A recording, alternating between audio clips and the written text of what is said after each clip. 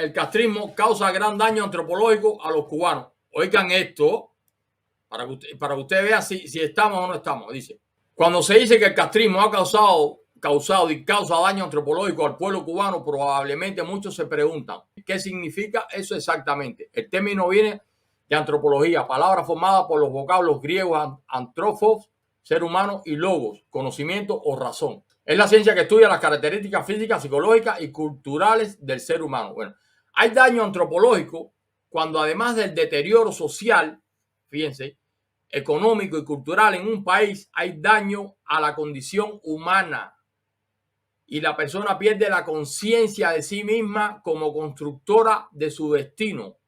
No es capaz de pensar de manera independiente para evaluar la realidad.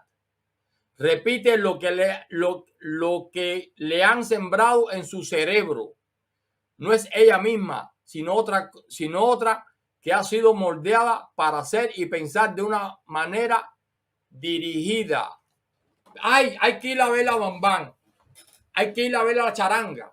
Eso es puro daño antropológico. En Cuba, cuando uno escucha todo lo que tengo se lo debo a la revolución, o habla de los logros de la revolución, o afirma que la escasez de todo es culpa de otro gobierno de Estados Unidos y no el de su propio país que impuso el comunismo, esa persona ha sufrido daño antropológico. ¿Cuántas personas de esas no conocen ustedes?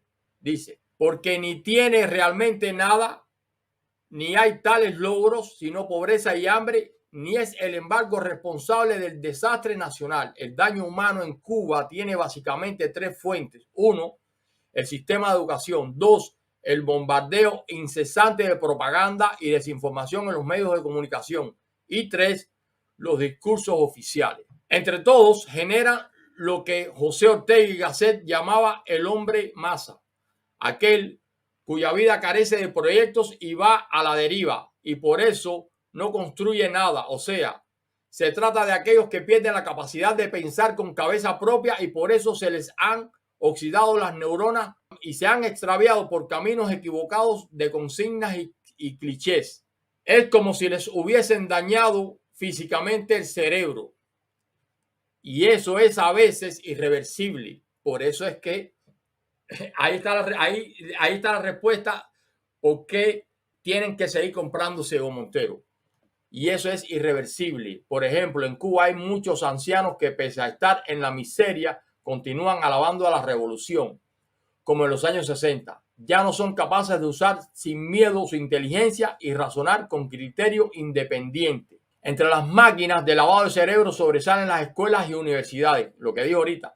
Desde que el niño aprende a leer, tiene que jurar cada mañana, pioneros por el comunismo, seremos como el asesino de la cabaña. Luego viene la increíble tergiversación de la historia de Cuba y el mundo. Durante 61 años, bueno, ya 64, la enseñanza castrista se ha dedicado a inculcar el desprecio a los valores de la cultura occidental, la democracia y las libertades del ciudadano moderno y a glorificar la dictadura.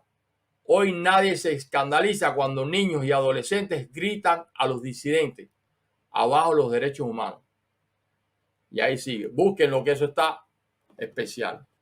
Le voy a volver a leer. Hay daño antropológico cuando además del deterioro social, económico y cultural en un país, hay daño a la condición humana y la persona pierde la conciencia de sí misma como constructora de su destino.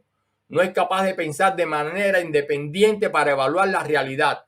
Repite lo que le han sembrado en su cerebro. No es ella misma, sino otra que ha sido moldeada para ser y pensar de una forma dirigida.